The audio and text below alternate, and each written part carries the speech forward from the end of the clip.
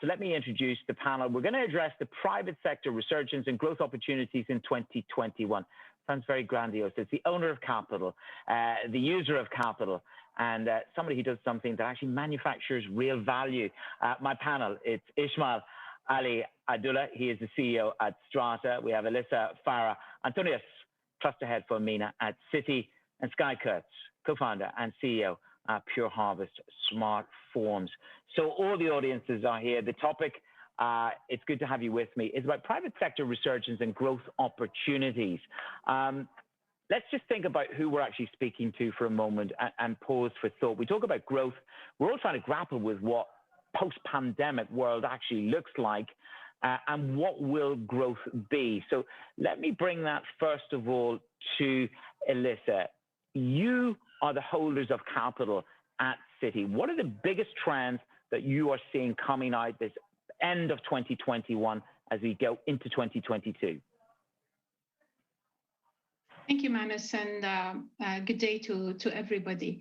I mean, coming out of the pandemic, clearly there was a lot of reflections during the pandemic in terms of how businesses looked at their own operations, and also I would say how investors looked at opportunities. From our clients' perspective, what it actually meant is that they had the time to reflect in terms of their efficiency, opportunities that can present as well. And so we've seen a lot of activity specifically from the region in terms of consolidation. We've seen a lot of monetization discussions as well, and reflection on how do we create further efficiencies. So that's, I would say, from our clients' perspective.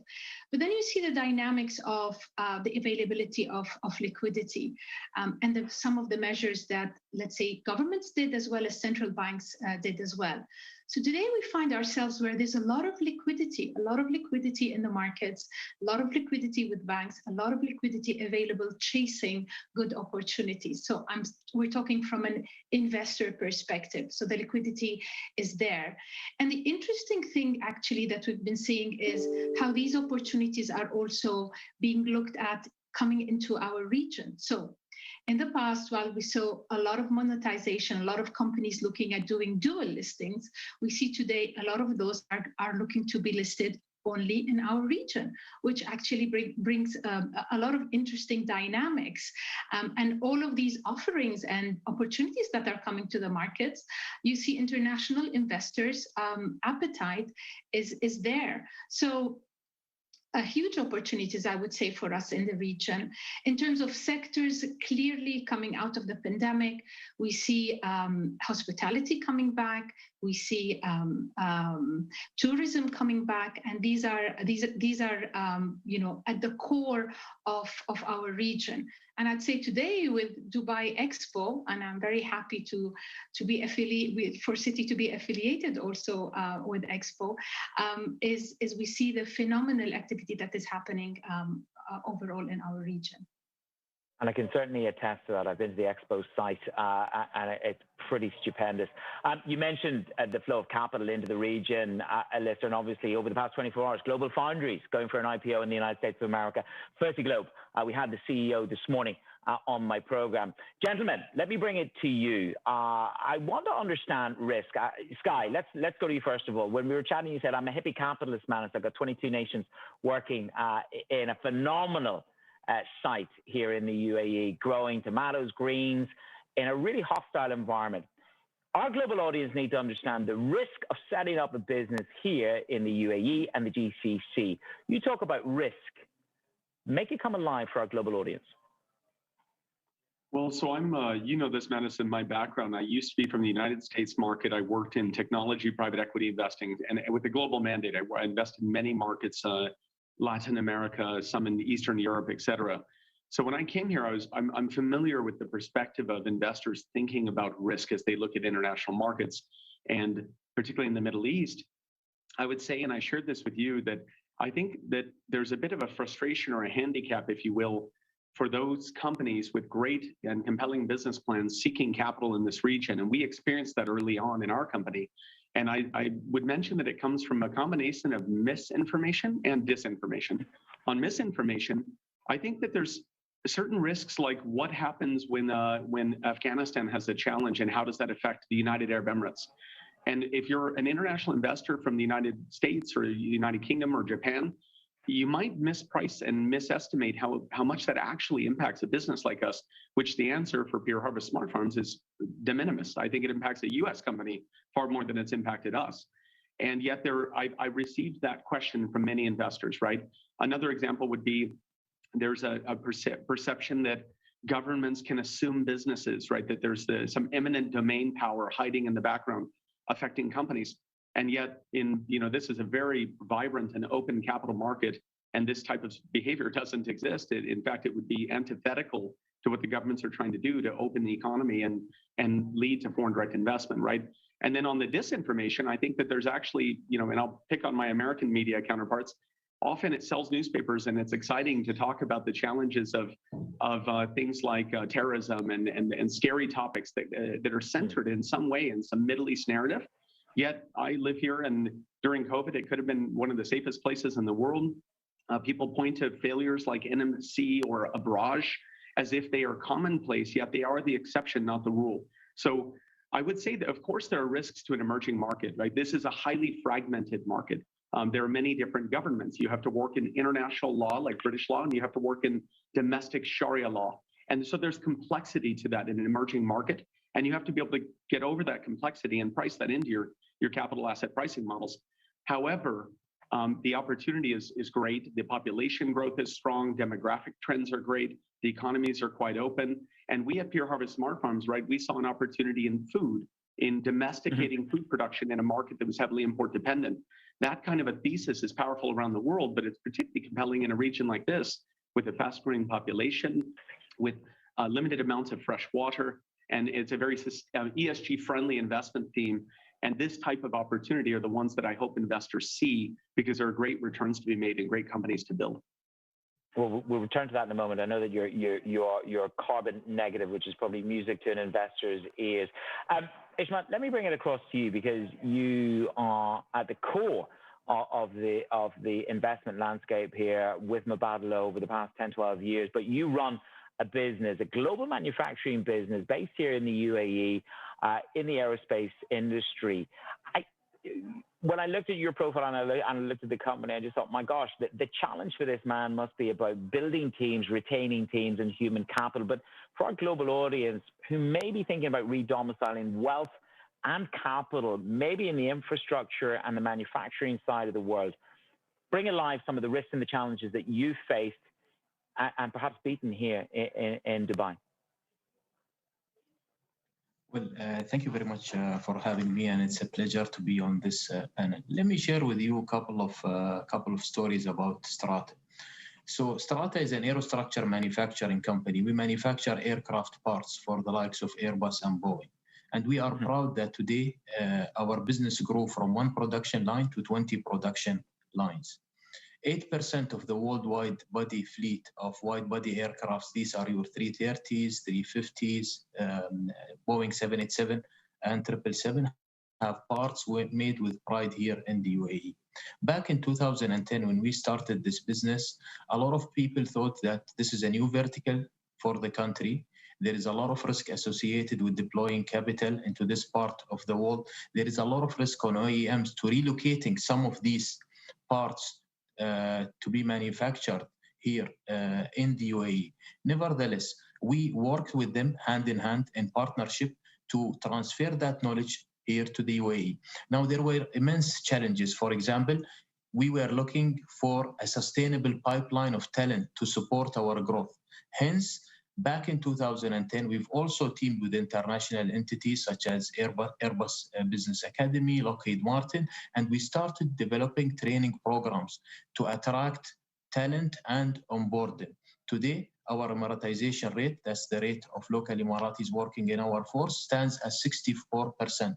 And when it comes to women empowerment, 9 out of 10 employees at Strata are female. We were able to build this because we had a clear vision, as well as we had the right infrastructure here within the UAE. During the pandemic, our resilience and the character of the company was tested. And this is the second story. We were working with Boeing to onboard the largest production line that we have. That's the full tail of the 787 aircraft. And we had two choices to make. Either we stop, we drop the ball, and no one would have blamed us because it was COVID, and you can blame COVID for everything. We made a strategic decision to move ahead, and we were able actually to deliver. From my perspective, the UAE is a very attractive place to set up businesses, to expand into new markets.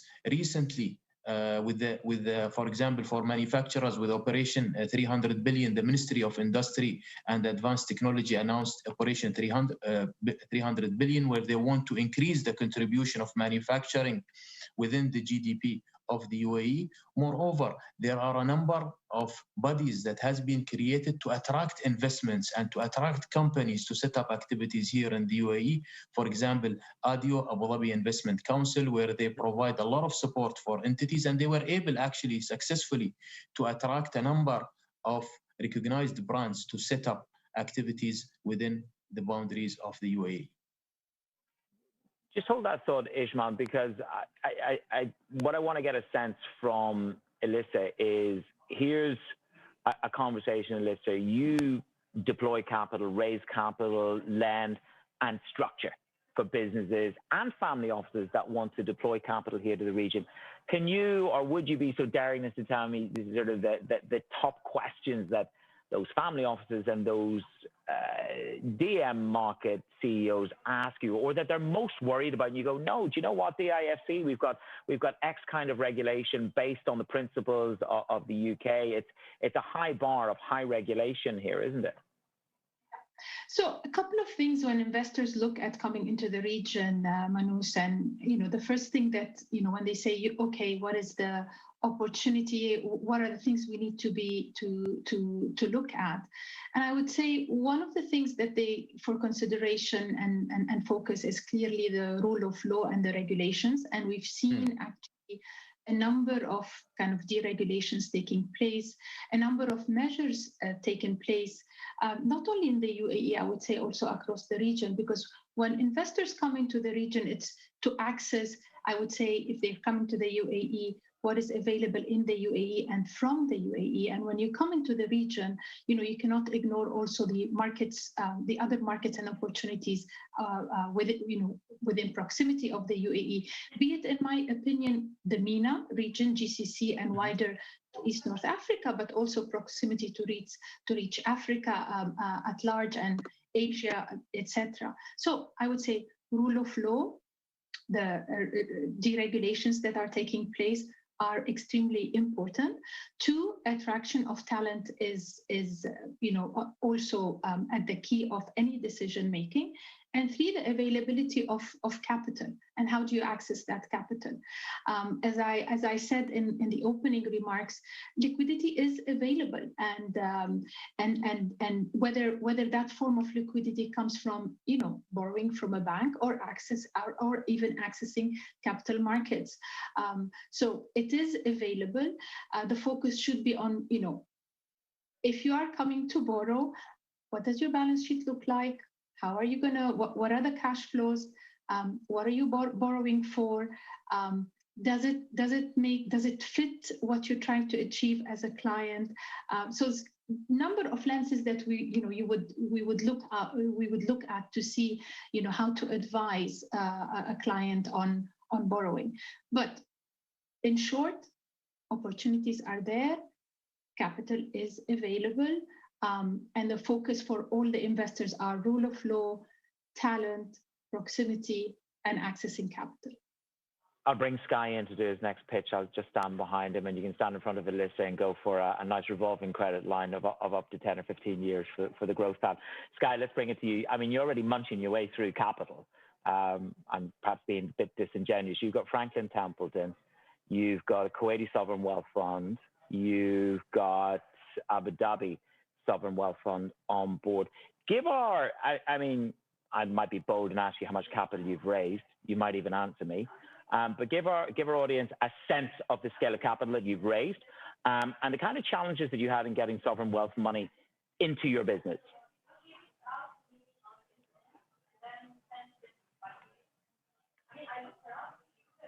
So Sky, I think we've just 1 second, Sky. I think we've just got one of those. Sorry, guys. I think somehow I was muted. Apologies. So no problem at all. Did you catch the question? I did.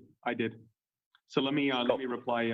First of all, I wanted to build on what Elissar had said, which is there is capital available and businesses are banked. But I'll be honest, in contrast to markets I've worked in, like the United States, particularly for SMEs, for instance, that are a backbone of any economy and of this country and this region's economic diversification narrative, they are underbanked. And I actually think that lends to big opportunities for those who are willing to do the work and come into the market and invest in either equity or debt into companies. Now, we've been successful navigating that, but I'll admit early on it wasn't easy. It was much more challenging than building a comparable business in the United States to access that capital. Now, to date, we've raised in total commitments $216.4 million of capital. That includes a $100 million commitment from our sovereign wealth partner, Wafra, international investment company in Kuwait. But also we have a number of equity investors, including the government of Abu Dhabi. We've also, as Ismail mentioned, we've received incentives from the Abu Dhabi Investment Office, supporting our research and development and the development of our capabilities as a national and regional champion in ag tech. But also Franklin Templeton investing in a Sukuk, a very innovative venture debt investment that we did with a number of other investors, including Shawa and Sancta Capital.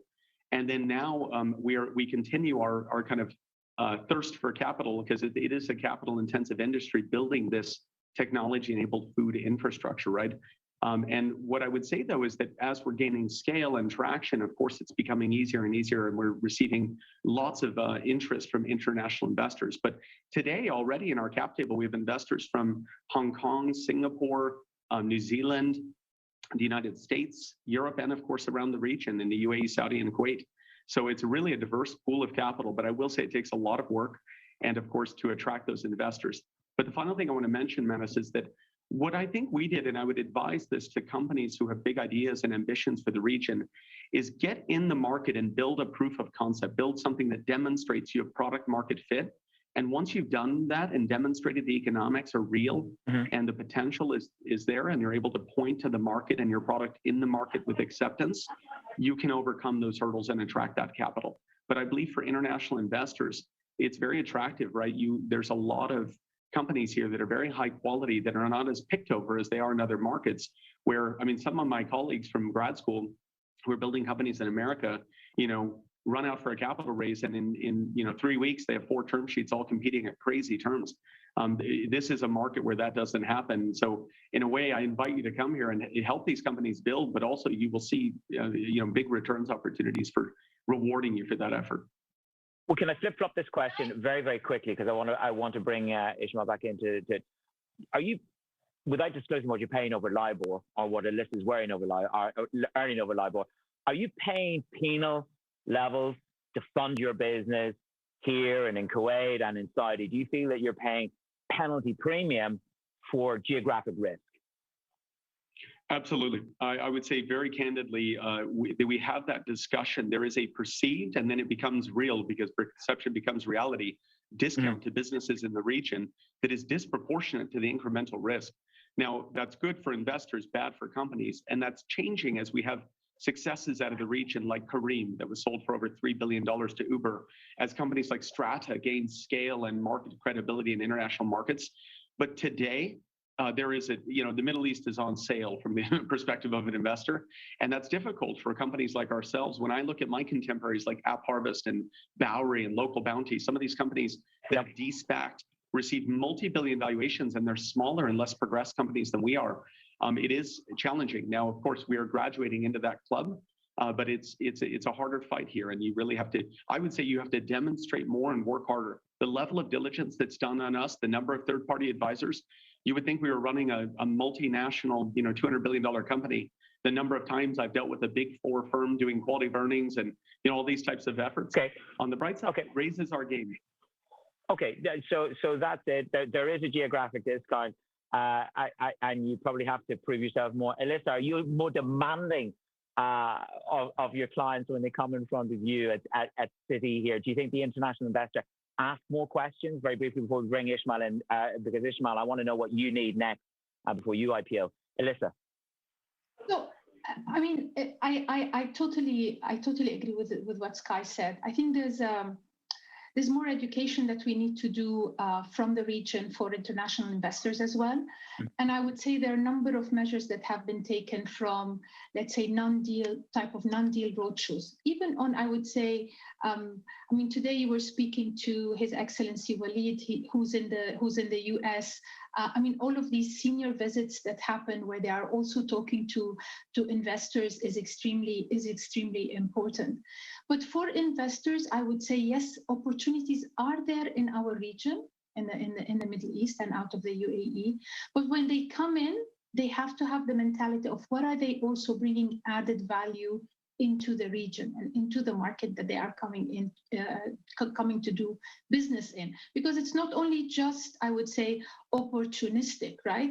When investors come into the region to invest, they also need to put something at the table.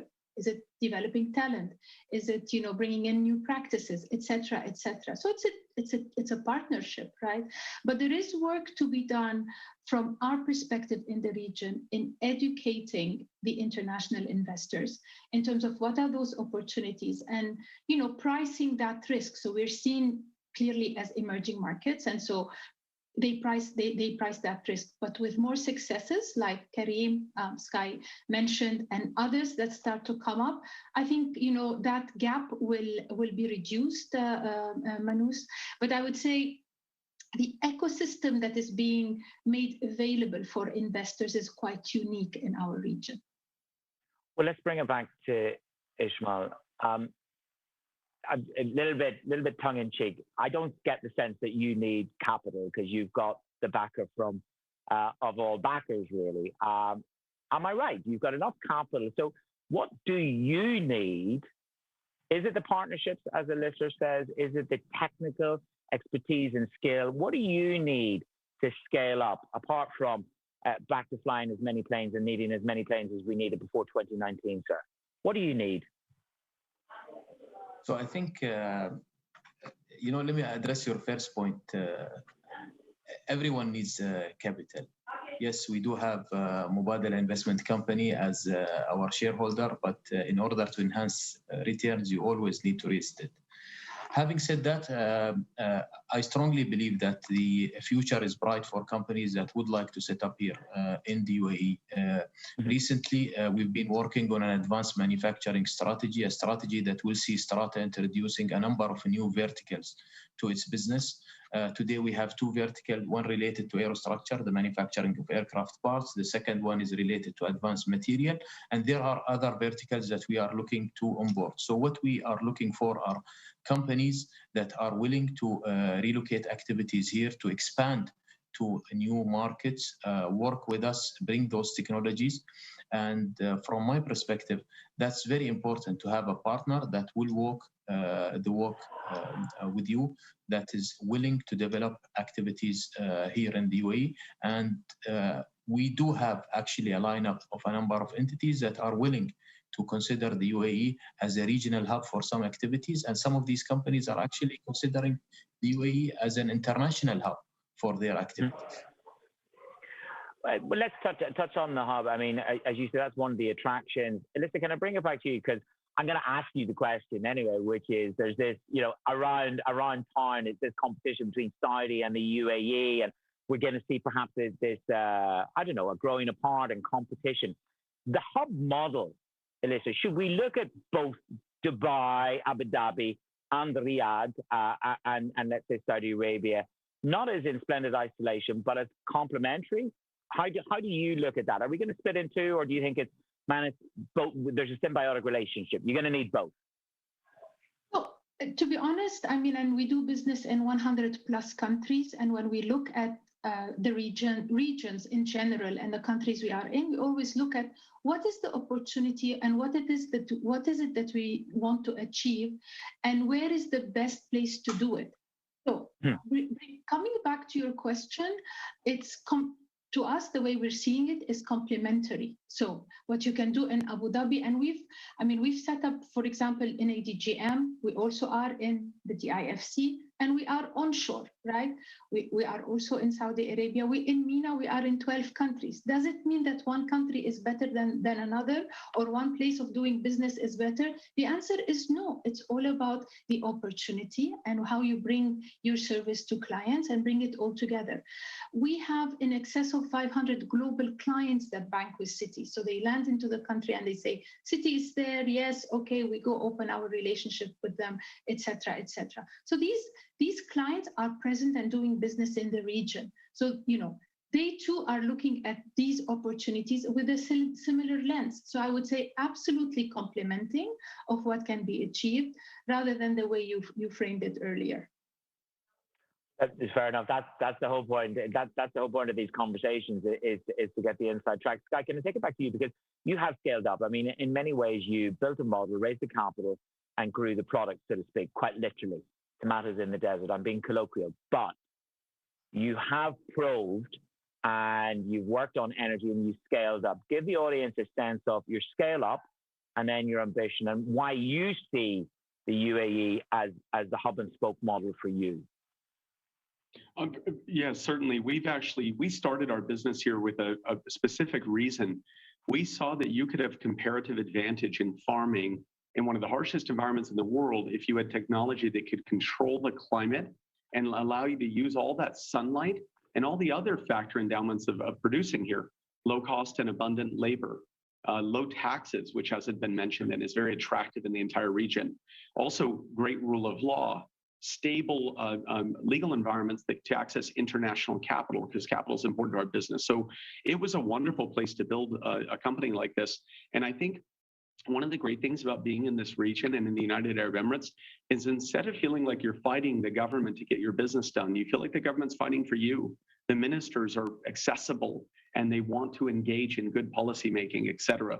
So we found this environment a great place to build this company, perfect our solution, and now we're bringing it first around the region and then around the world. We're headed to Southeast Asia, where they also have import dependence for food and where we can localize food production with a solution that was built and perfected in one of the harshest environments in the world, the UAE's desert, subtropical, hot and humid climate.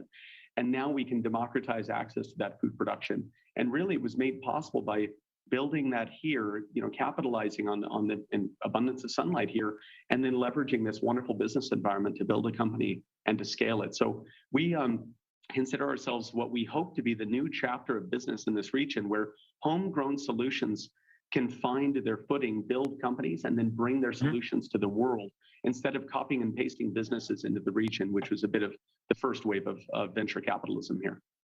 I'm going to leave the closing comment to Ismail, which is, when you talk to international partners, potential investors in your business, what do they ask you the most about? What are they most concerned about, sir? I think, we don't only talk to them. We bring them here to Al Ain, to our facility, to see what we were able to deliver over the past 11 years. The parts that we manufacture are extremely complex. These goes into aircraft, and we tell them, when we say something, we mean business. And if we have a vision to enter into a new vertical or set up a business here, the whole ecosystem is behind that company to deliver.